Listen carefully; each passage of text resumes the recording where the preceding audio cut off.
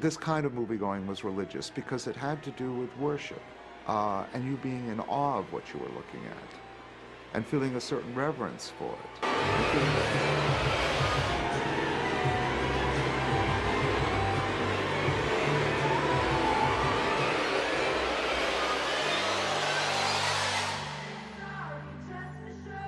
What the Jewish believe in their own words. This is episode number 7.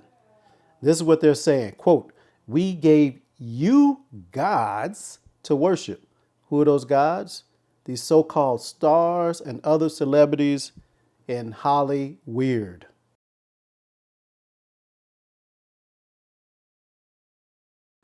So what is a celebrity and a star? It simply means name recognition. You recognize their name.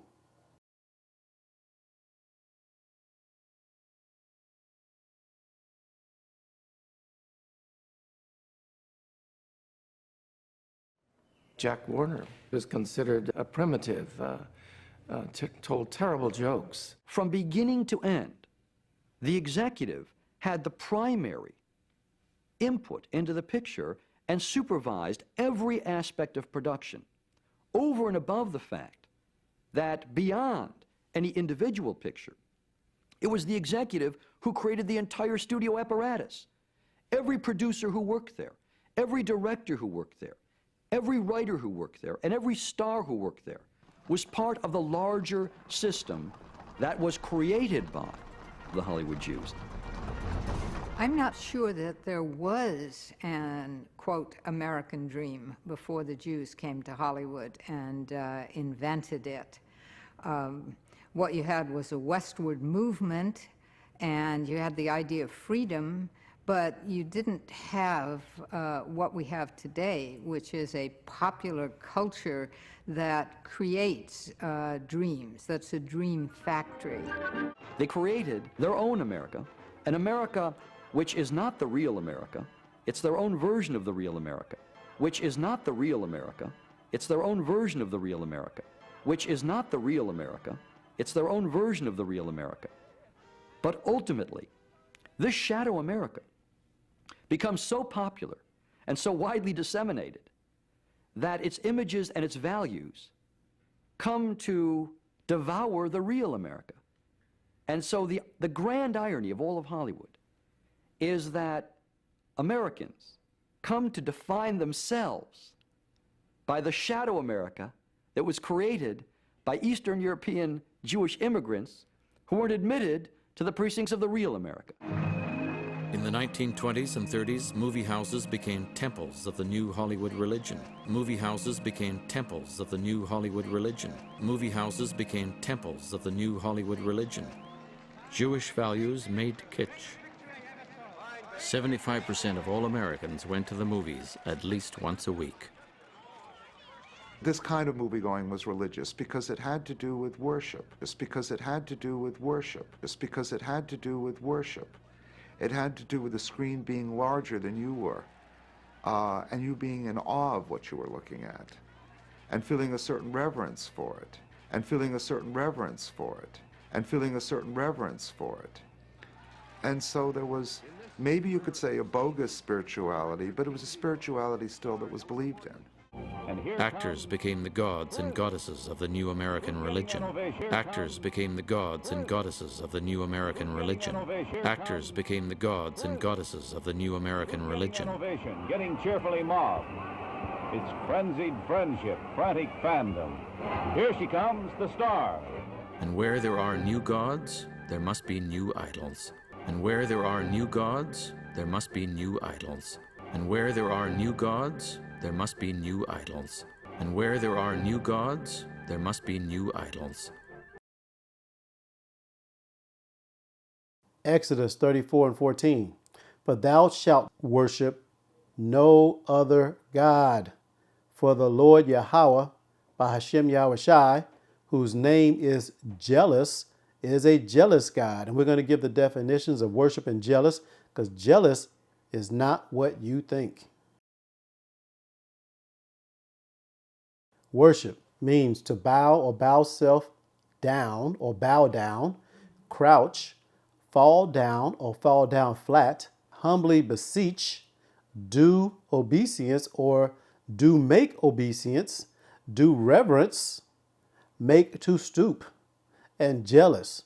Jealous is not what you think. Jealous is used of the Most High as not bearing any rival, the severe avenger of departure from himself. And this is what he has done to the Israelites for thousands and thousands and thousands of years. So the studio heads began a movie guild with the lofty title of the Academy of Motion Picture Arts and Sciences. It was Mayer's brilliant idea to create the Oscars, where the movie moguls could honor themselves by giving each other awards. In this way, they went from being a group of immigrant Jews to award-winning American producers. The whole notion that Hollywood pins itself on is intermarriage. The whole idea of inter-ethnic romance. Now, why do they do that? First of all, because love is a very democratic ideal. It knows no borders, it knows not riches, it knows not tradition, it knows simply the matters of the heart. In addition to that, when a Jew can marry a non-Jew, particularly part of the establishment culture, that's really a wonderful indication of how far up into society Jews have come. Indication of how far up into society Jews have come. Indication of how far up into society Jews have come.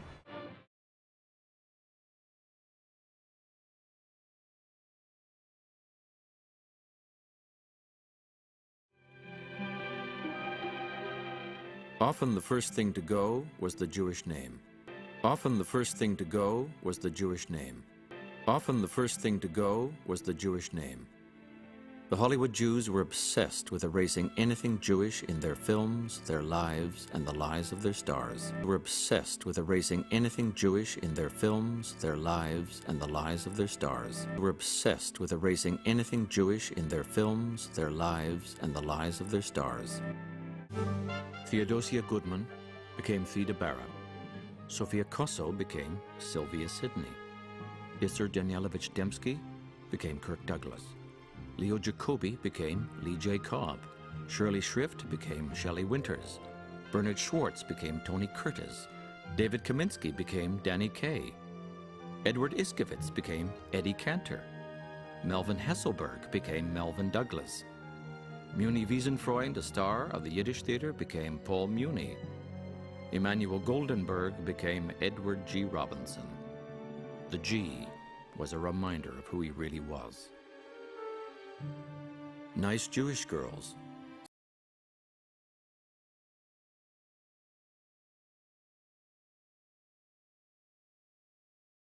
There was a Hollywoodism then, there's a Hollywoodism today. I would go further and say it is what is the ruling ideology of our culture.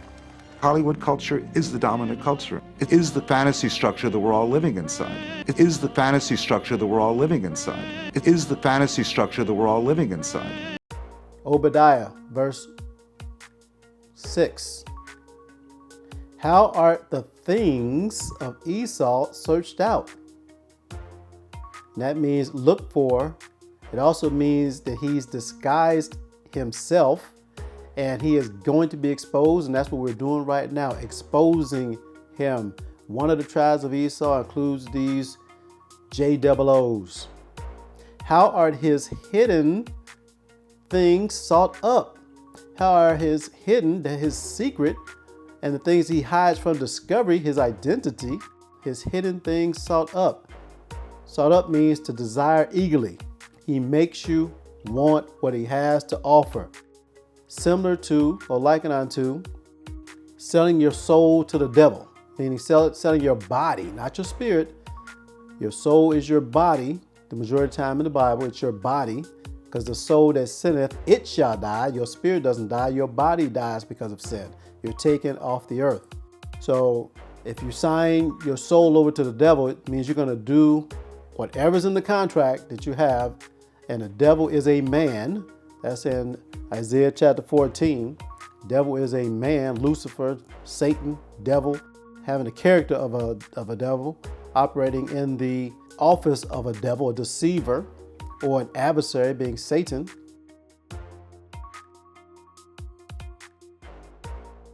2 Thessalonians chapter 2, verse 3. Let no man deceive you by any means, for that day shall not come, the end that is, except there come a falling away first. And it's been thousands of years since we fell away, and our people are still falling away. And that man of sin, that person who are transgressors of the law, be revealed, the son of perdition. Perdition means destruction, and it also means destruction of money. And this is what the Lord is doing now. You see the financial systems of Esau, Edom, Idumea coming apart all around the world. All praise to the Most High Yahweh, Bahashem Yahushua, for that. And it goes on further, 2 Thessalonians chapter 2, verse 8. And then shall that wicked be revealed, whom the Lord Yahweh, Bahashem Yahushua, shall consume with the spirit of his mouth, and shall destroy with the brightness of his coming. Now, in John 6:63, Yahushua said that his words are spirit. So what we're doing is we're giving this word, this truth. Now, here's something else we all have to know. Revelation chapter 11, verse 5. And if any man, that also includes the unrepentant Israelites as well as the Gentiles, will hurt them, the Israelites, that is, to do wrong morally, socially, or physically to them, fire proceeded out of their mouth and devoured their enemies. And if any man will hurt them, he must in this manner be killed. So we look at that fire, it says literally or figuratively. So what we're doing is figuratively right now, and eventually the Most High is going to give us spiritual power, and it will be literally. And then lightning proceeded out of their mouth and devoured their enemies. What does devour mean? It means to utterly consume, destroy. And what else does it mean? Of the consumption of the strength of the body and mind by strong emotions. And this is what is happening. These Edomites around the world cannot accept the truth. They are totally disturbed by what the Israelites are out here preaching on the highways and byways. And for the obedient, repentant Israelites that are all around the world, they see that there's a rise. The Spirit of the Lord is moving to raise up the 12 tribes of Yisrael. So we're going to see what the definition of that fire also is in Jeremiah chapter 5 and 14. Wherefore thus saith the Lord, power of hosts, because ye speak this word, the words of the Bible, behold, I will make my words in thy mouth fire, and this people wood, and it shall devour them. Now, this is a twofold thing. This was about Jeremiah speaking to the Israelites at that time, but it is also applies to when we speak the words of the Most High to the Gentiles as well. It shall devour them. You saw in the previous definition, it talks about getting a rise in their emotions. They are affected in a negative way. Another word you could use is discomfit.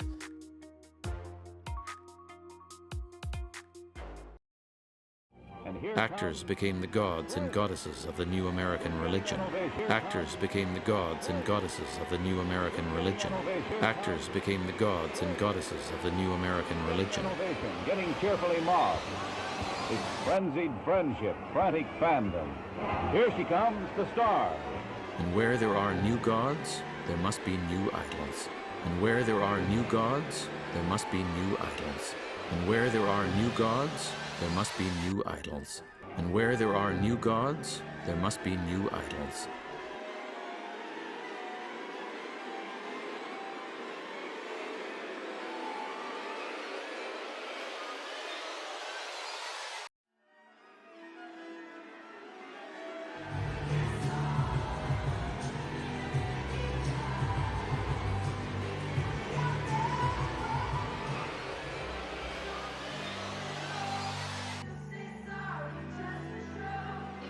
If people are still worshiping false gods today, the answer is yes. Hundreds of folks are going to come here to witness the Beyonce Mass, bringing together secular music and a religious message to tell a story of empowerment for particularly women of color, but for anyone who happens to sing praises to the goddess herself, Beyonce. Here we go.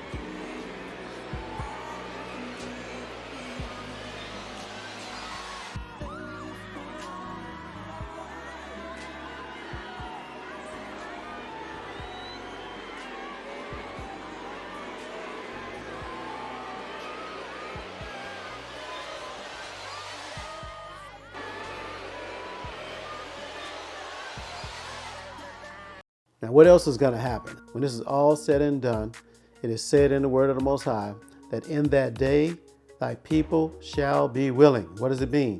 Ezekiel 25:14. And I, the Lord Yahweh, Bahashem Yahushai, will lay my vengeance upon Edom by the hand of my people Yisrael, Yasha Allah, and they shall do in Edom according to mine anger and according to my fury, and they shall know my vengeance, saith the Lord Yahweh power. All praises to Yahweh, Bahashem, Yahushai.